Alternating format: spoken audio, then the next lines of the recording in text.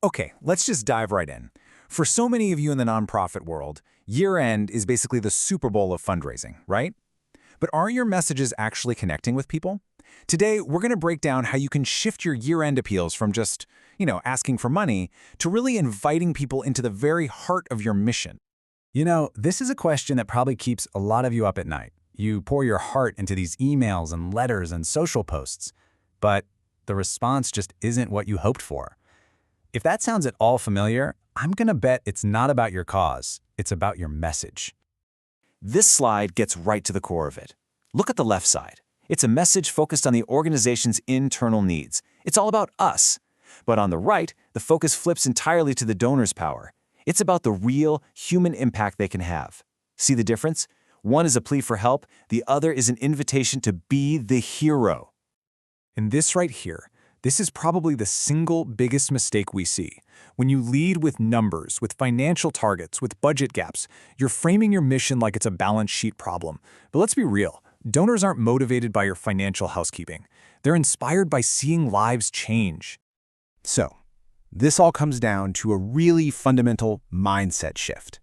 It's about moving away from thinking about what your organization needs to survive and shifting toward what you and your supporters can actually achieve together. And this isn't just a little change in wording, it's a whole new way of looking at things. This quote from nonprofit leader Jim Dempsey just absolutely nails it. Your donors, your partners, they aren't looking to rescue your organization's finances, they're searching for meaning. They're looking for a way to make a real difference in the world. They want to be part of a story of hope. It's that simple. And this is really what it boils down to. When you stop seeing donors as just walking ATMs or funders, and you start treating them like true partners, the entire relationship changes. You're not just fundraising anymore. You're actually building a community that's deeply dedicated to your cause. So, the big question is, how do we actually do this? How do we put this powerful new mindset into practice? Well, let's break it down into 4 super clear, actionable strategies you can literally start using today. Here's our roadmap. First up, putting your mission first. Then we'll get into telling powerful stories, using human language, and finally, why it's so important to stay consistent. So let's jump into that first one. Okay, strategy 1. Your very first sentence, your email subject line, your opening image, it all has to scream mission. Don't bury the lead behind a bunch of financial talk. Your why, the reason you exist, has to be the undeniable star of the show. Just look at this comparison. We need $50,000. That's all about the organization's problem, right? But look at the other side. Your gift will ensure 200 families have food. Now that's about the donor's solution. It connects their generosity directly to a powerful human outcome. That's the shift we're talking about. Okay, strategy number 2, storytelling. Look, data and statistics are great for reports and grant proposals, but they don't move people to give. Stories do. Stories are what build that emotional bridge between a donor's heart and your mission. And Jim Dempsey says it perfectly here. Numbers stay in the head, but stories move the heart. You can tell someone that 30% of your community is food insecure, and yeah, they'll understand it intellectually, but it's not going to make them reach for their wallet. So instead of just talking about the problem, introduce them to a real person. Introduce them to Maria, a single mom who is worried sick about feeding her kids during the holidays. Tell them about her relief, her gratitude when she received that box of groceries. And here's the most important part. Frame it so the donor is the hero who made that moment of relief possible. All right, number 3, this one builds directly on storytelling, and it's all about the language you use. It's time to throw out that cold corporate jargon. Words like client services, program expansion, or service delivery, they just create distance. You need language that pulls people in closer. Here's another powerful contrast. Supports our client services is so vague and sterile, it's almost meaningless. But give a child a warm bed to sleep in tonight. Wow, that's specific, it's emotional, and you can instantly understand it.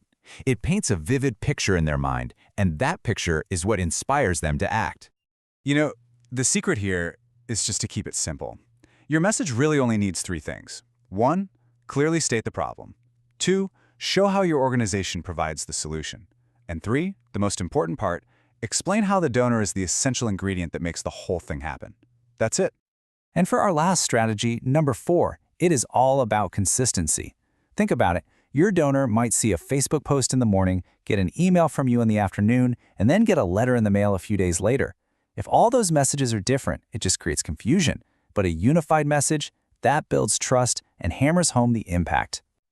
So whether we're talking about that old school direct mail piece, your email campaigns, what you're putting on social media, or even the banner on your website, that core story, Maria's story, has to be the thread that ties it all together. The format can change, sure, but the heart of the message has to stay the same. Okay, we have covered a ton of ground, so let's do a quick recap of the key takeaways to really lock in this whole mission-focused approach. So remember, always center the mission. Use those incredible stories to make the donor the hero of the story. Choose language that's engaging and human, and focus on the lives being changed. And of course, keep it simple: the problem, the solution, and the donor's role. And finally, tie it all together by being consistent everywhere. You know, when it comes right down to it, it's all about this one powerful idea. Stop chasing the budget number. Start leading with why you exist.